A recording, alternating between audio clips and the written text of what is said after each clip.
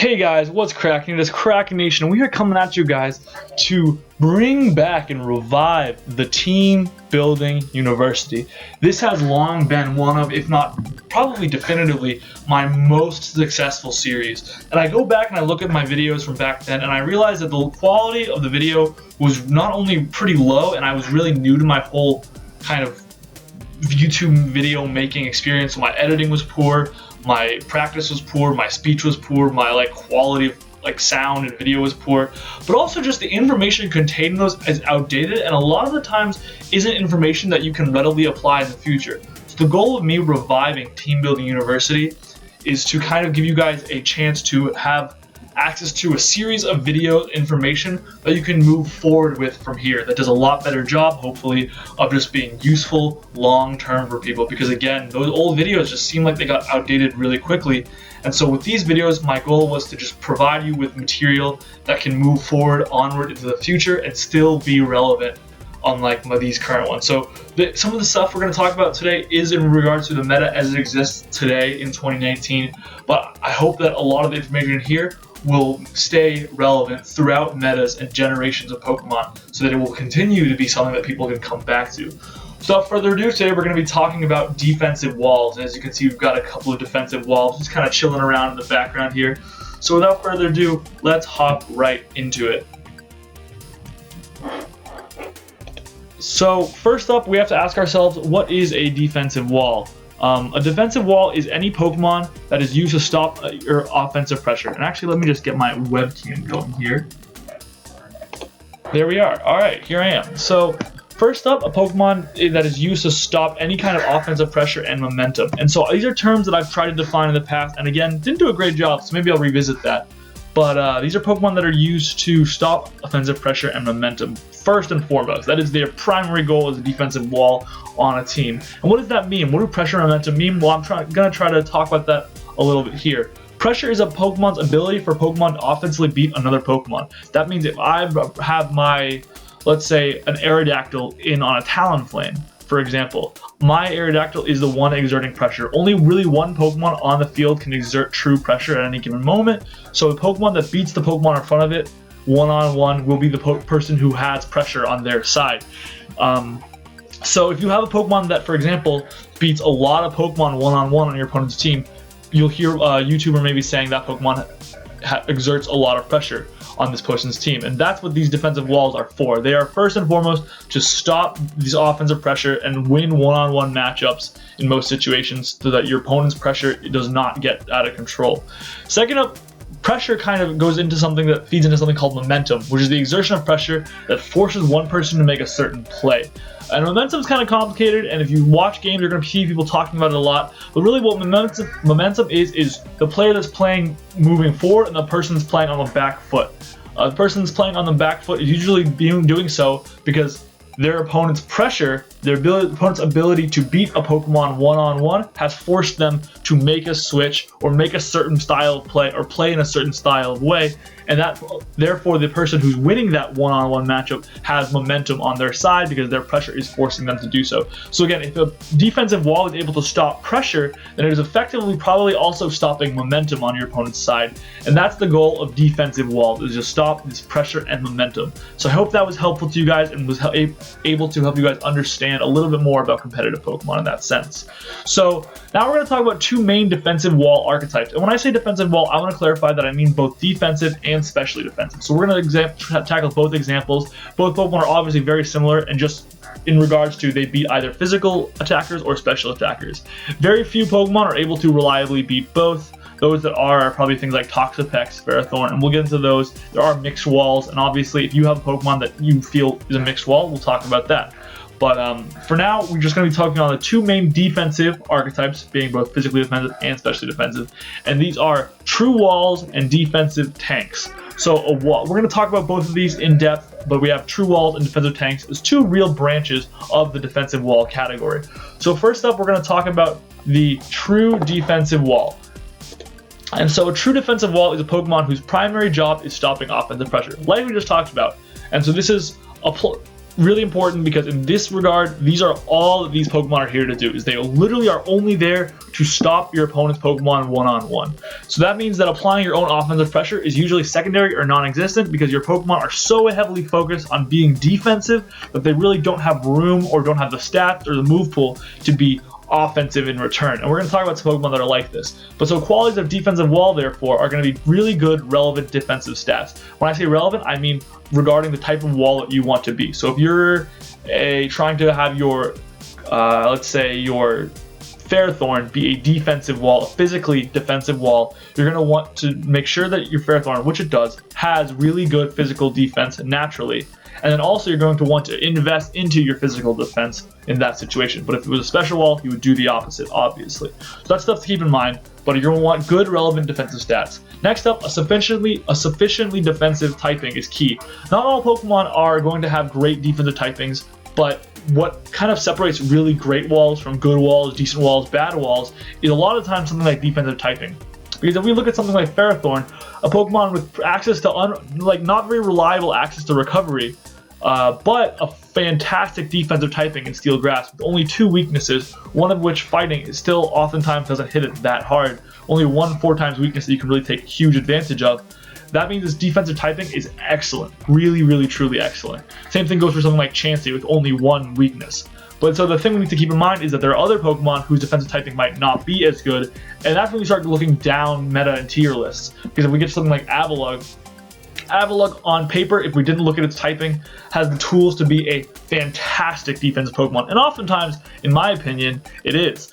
But we have to keep in mind that these kind of Pokemon, when they have, for example, the Ice type being a terrible, terrible defensive typing, puts Avalugg in a bad spot, because that means it's weak just to Stealth Rocks, and oftentimes a defensive Pokemon like Avalugg with Rapid Spin wants to be your team's clear. It's going to be weak to those same Stealth Rocks. Also, being an Ice type makes it weak to very common offensive typings like Fire and Fighting. So you really need to, and Rock also. So you need to be really careful when you're using a Pokemon like Avalugg, whereas a Pokemon like Ferrothorn has those mitigated and has a bunch of resistances that Avalugg doesn't have. So those are the 2 comparisons I want to make, is why defensive typing is important. Next up is access to a reliable form of recovery. And this varies from Pokemon to Pokemon. Some Pokemon will find reliable recovery in the form of their ability, like Regenerator. Some Pokemon will find it through the form of Wish Support, or Soft Boil, or Recover, or Roost. Some Pokemon will have to rely on something like Leech Seed, which is a little more unreliable. And some Pokemon have to take that one step farther and go for something like Recycle plus a Berry with Gluttony, or maybe Leech Seed. And so or like just a variety, or even Rest, you know? So these options can get more and more unreliable as you go.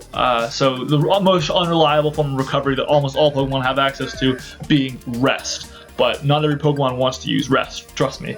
So that's going to be really important to note. And then finally, something we have of note here is an ability that lends itself to defense. And this is why, the reason I put this last on the list is probably because it's really the least important. But it is something that can still make a huge factor. For example, a Pokemon like Snorlax with Thick Fat can really appreciate that ability defensively because it gives it 2 resistances that it otherwise didn't have. For the same reason, Regenerator is a really good defensive ability. Natural Cure is a really good defensive ability because you can't get status like Toxic long term. So there's, or maybe Fluffy on Beware, or Thick Fur, or some ability like this. These abilities, or like Rough Skin or Iron Barbs like Ferrothorn. These defensive abilities go a long way towards making defensive Pokemon even more viable. And so these 4 things, pretty much in the order that I listed of priority, are what I think make a defensive Pokemon a defensive wall. I think the most interchangeable would be sufficiently defensive typing and access to a form of reliable recovery. You could argue one or the other, but I think the good relevant defensive stats needs to be important. You're not going to find a wall that has bad defense. That's not a thing. Gengar's never going to be a wall. Like, don't worry about it. And then the ability to lend itself to defense isn't even that common sometimes, because you have a lot of defensive Pokemon that just don't have a relevant ability. Something like Celesteela, for example, is a great defensive Pokemon, but its ability is pointless. So we're going to talk about, so now we're going to get into some examples of defensive walls to talk about what I'm kind of see examples of what I'm talking about here. So for example, I have is a set for you with Chansey. Chansey has been a first and foremost go-to defensive and specifically wall in the OU tier since the Eviolite item was introduced, I think in Generation 5. So this Pokemon is an easily splashable defensive wall on any team that's looking for pure defense. What you need to keep in mind when you use a Pokemon like Chansey is usually Seismic Toss is your best option to attack what's in front of you, and that's a really, really bad option most of the time.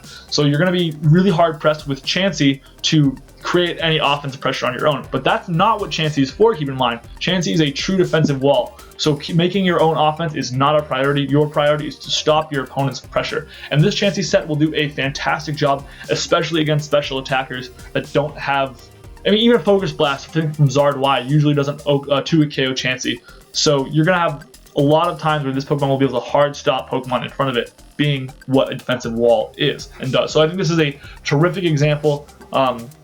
There's also other options on Chansey, obviously, so you can kind of warp any of these sets to fit your team's needs. Stealth Rock's a great option for Chansey as well. Heal Bell, obviously, support is great. And you can warp your EVs as well. But I think Chansey is a really good example of what I'm talking about as far as your priority is not offense. You really should not be thinking about it. Your priority is stopping your opponent's offense.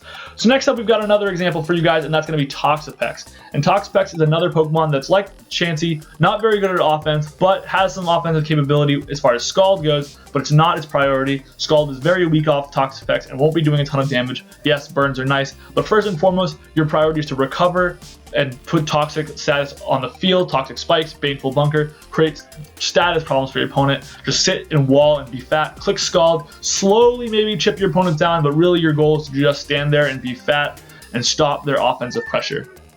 So this is another physically defensive set, but again, you can warp Toxapex to whatever kind of set you need it to be.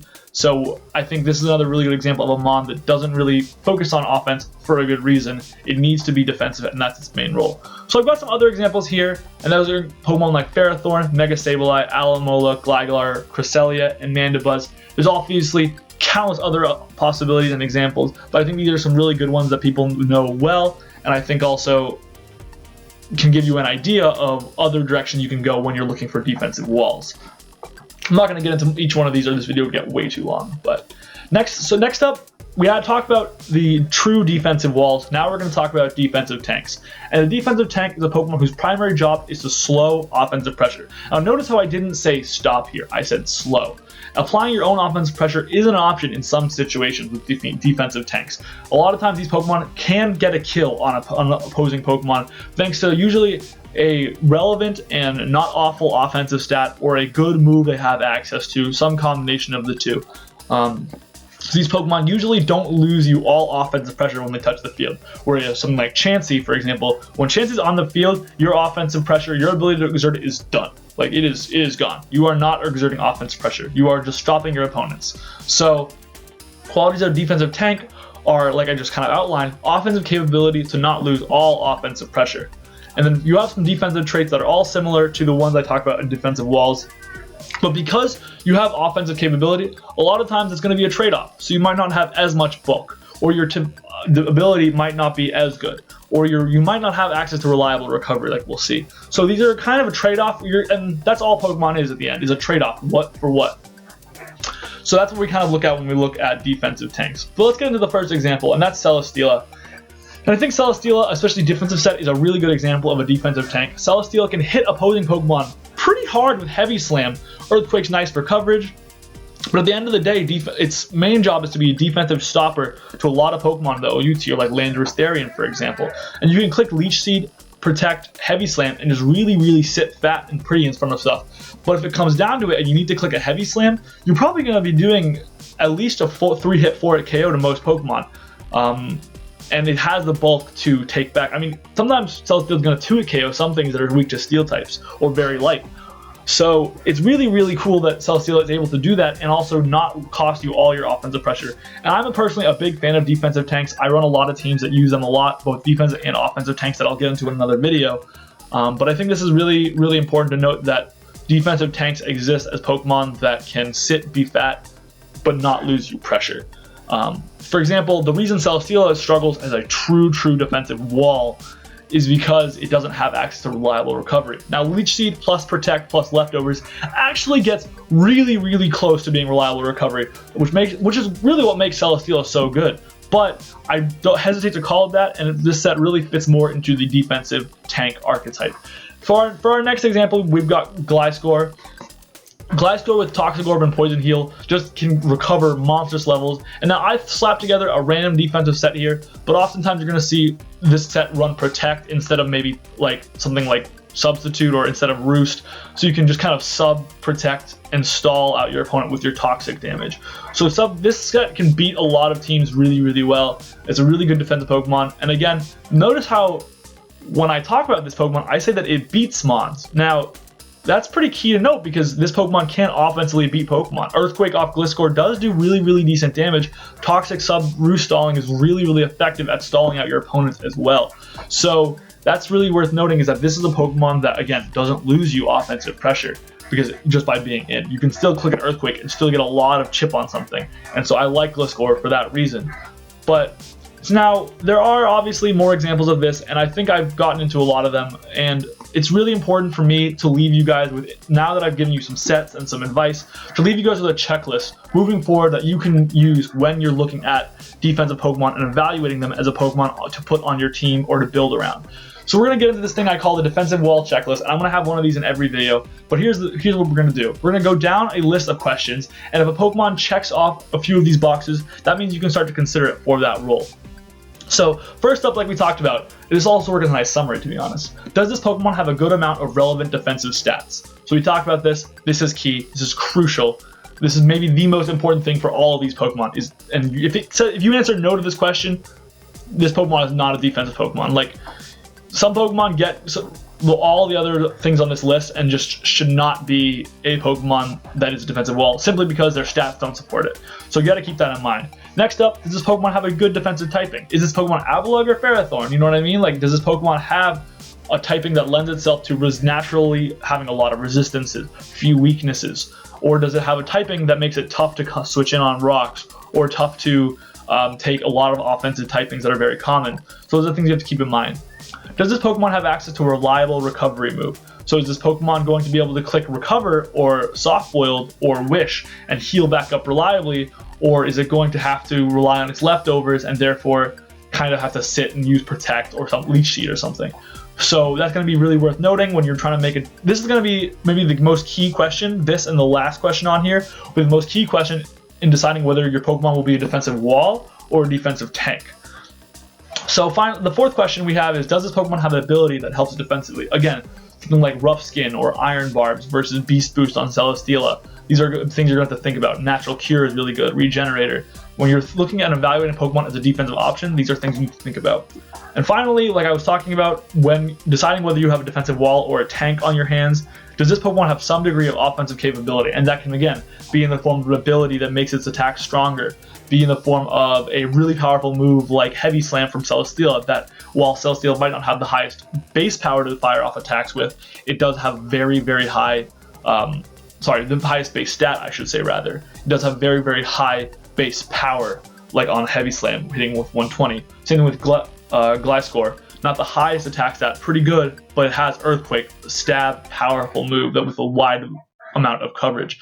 So basically, these are my defensive wall checklist. When you're looking at evaluating a Pokemon to whether or not you want to build it as a part of your defensive team, this is the list that I hope you all will use and refer back to and think, okay, will I use these steps? And if it satisfies these conditions, then I can use it in this role and it will be effective for my team.